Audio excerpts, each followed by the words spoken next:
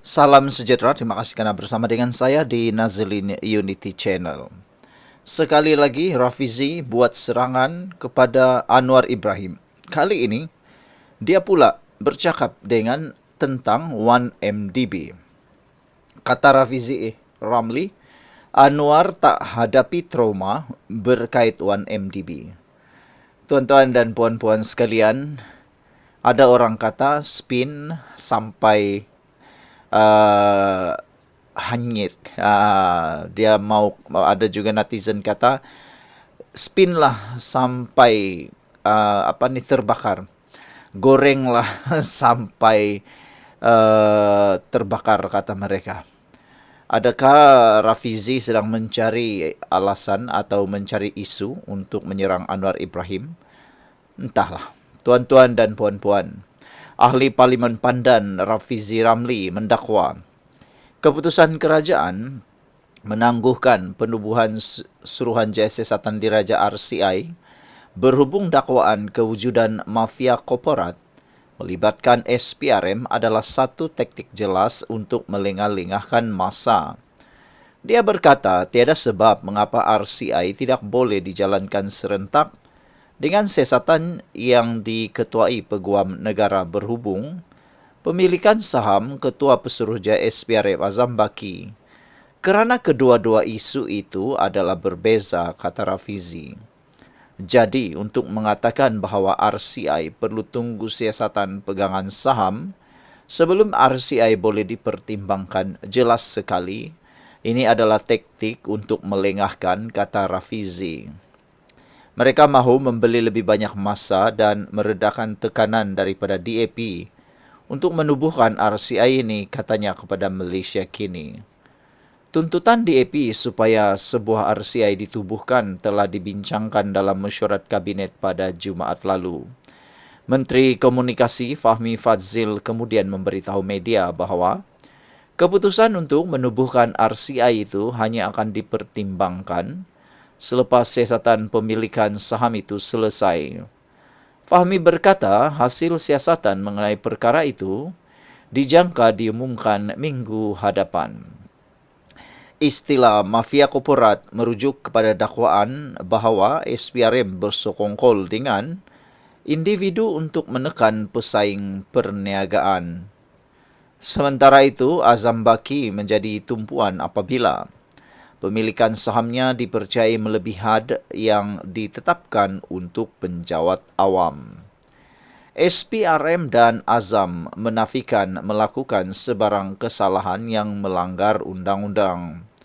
Selain melengah-lengahkan penubuhan RCI, Rafizi percaya kerajaan menggunakan taktik lain untuk mengalih perhatian orang ramai daripada skandal dihadapi SPRM. Sebelum kita teruskan ulasan ini, izinkan saya perkenalkan dulu, ini ialah terapi imun Transovector for Life. Terapi imun yang meningkatkan daya imun badan kita sehingga 400%. Secara umum dan ringkasnya, apabila imun badan kita lemah, apabila imun badan kita tidak seimbang, apabila imun badan kita bodoh, kita mudah kena penyakit dan tidak sembuh daripada semua jenis penyakit. Terapi imun ini tidak menyembuhkan penyakit tetapi meningkatkan daya imun badan kita supaya apabila imun badan kita sudah jadi kuat, bijaksana dan seimbang, imun badan itulah yang akan menghapuskan semua jenis penyakit yang ada dalam tubuh badan kita. Kunci kesehatan utama kita, kunci penyembuhan utama kita terhadap serangan penyakit dan penyakit yang berlarutan ialah peningkatan daya imun badan dan juga menyeimbangkan imun badan kita. Terapi imun ini lulus KKM, halal dan diperakui oleh doktor-doktor di seluruh dunia. Cepat dapatkan produk ini melalui nombor telefon saya yang tertera. Jangan tunggu lama-lama, mungkin ini adalah jalan dan peluang yang Tuhan hantar berikan kepada anda untuk lepas dan bebas daripada masalah kesihatan anda. Cepat dapatkan produk ini melalui nombor telefon saya yang tertera. Dia merujuk kepada pendedahan pada hari mesyuarat kabinet bahawa polis sedang menyiasat cubaan untuk menggugat kestabilan negara. Kes itu disiasat di bawah Section 124B Kanun Keseksaan berkaitan aktiviti yang dianggap menjejaskan demokrasi berparlimen. Satu jenayah yang kerap disiasat ketika kemuncak skandal 1MDB. Pendedahan itu kemudian mencetuskan kenyataan yang jarang-jarang dikeluarkan oleh peguam negara yang menyeru agar siasatan menyeluruh dan bebas dijalankan terhadap dakwaan tersebut.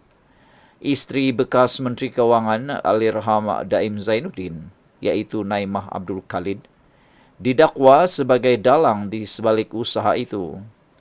Dia didakwa mengadakan pertemuan tahun lalu untuk membincangkan rancangan menggunakan media antarabangsa bagi memberi tekanan kepada Anwar dan Azam. Naimah telah menafikan dakwaan tersebut. Menurut Rafizi, pendedahan polis itu dilakukan pada waktu yang pelik dan merupakan cubaan mengalihkan perhatian daripada skandal membabitkan SPRM kepada isu keselamatan negara.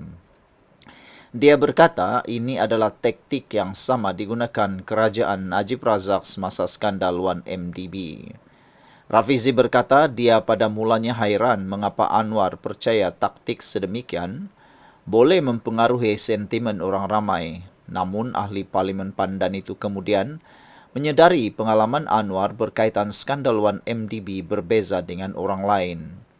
Semasa skandal 1MDB, dia berada di penjara, bukan berada di barisan hadapan mendedahkan isu tersebut. Jadi mungkin beliau tidak terlalu sentimental mengenainya, kata Rafizi.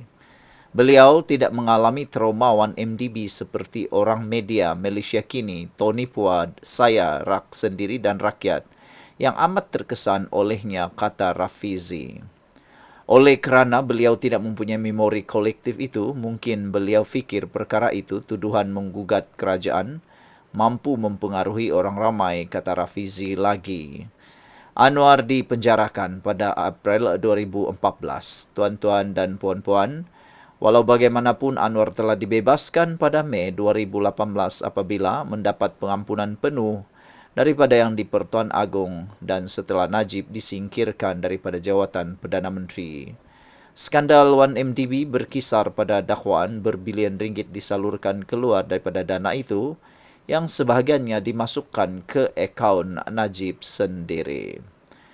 Najib menafikan semua dakwaan terhadapnya manakala polis menahan cubaan menekan Perdana Menteri ketika itu agar disiasat.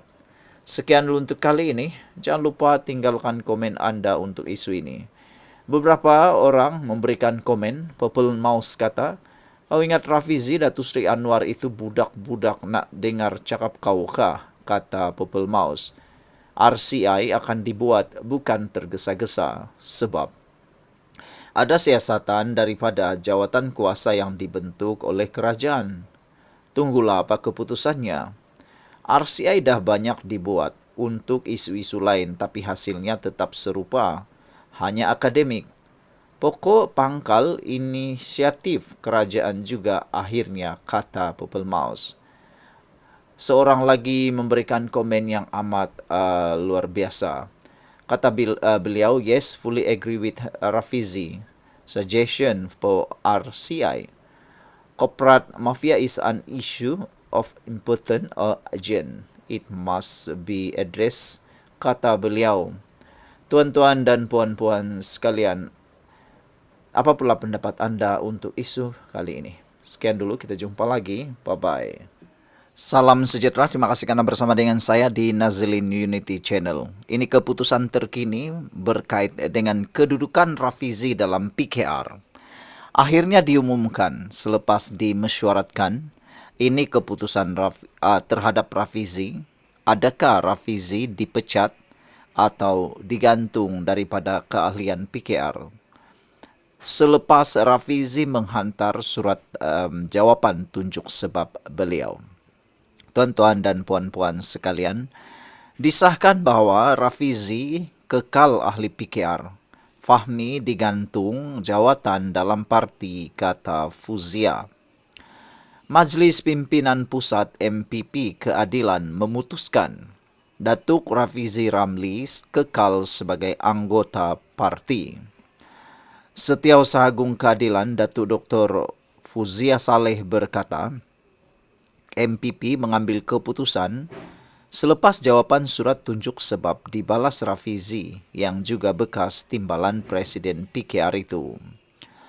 Bagaimanapun, MPP mengingatkan Rafizi agar sentiasa mematuhi perlembagaan, kod etika dan disiplin parti sebagai tanda beliau setia sebagai anggota parti. Dalam pada itu, MPP juga memutuskan Ahli Majlis Mesyuarat Kerajaan Negeri Pulau Pinang, Fahmi Zainul, digantung segala jawatan parti sehingga kes mahkamah beliau diputuskan dan ia berkuat kuasa serta merta. Berhubung jawatan beliau di Majlis Mesyuarat Kerajaan Negeri Pulau Pinang, Setiausaha Agung Keadilan akan mengutuskan surat kepada Ketua Menteri dalam masa terdekat, kata Fuzia. Berkait dengan keanggotaan, MPP telah dimaklumkan Keadilan telah menerima 14,225 anggota baru bagi tempoh Oktober 2025 sehingga Januari 2026. Antara ahli baharu termasuk Ketua Pengarah Pusat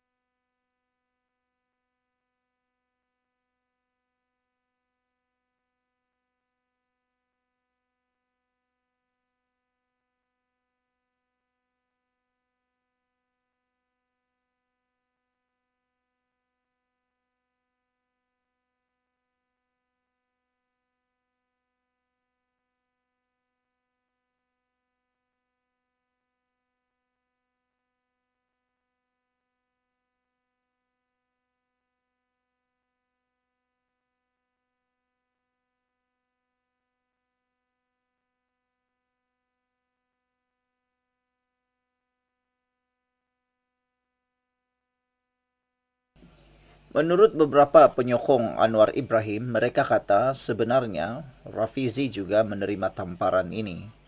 Ada yang mengatakan bahawa Rafizi sebenarnya mengharapkan beliau dipecat supaya dia tidak perlu menunggu sehingga akhir tahun ini atau tahun depan untuk beliau bergerak lebih aktif dan lebih kasar, main kasarlah, lebih berani melawan Anwar Ibrahim. Sekarang ini beliau masih terikat dengan peraturan dan perlembagaan parti PKR. Jadi sebenarnya kalau anda kata PKR takut untuk memecat Rafizi, itu pun benar, tapi pada masa yang sama Rafizi juga sebenarnya sedang terkena jerat daripada PKR sendiri. Nak keluar pun tak boleh, nak minta pecat pun tidak dipecat, jadi nak buat macam mana?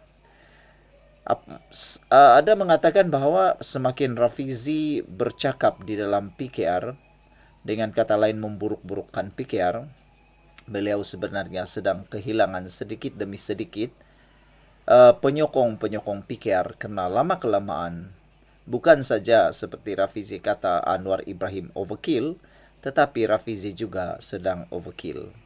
Sekian dulu untuk kali ini. Jangan lupa tinggalkan komen anda. Bye-bye.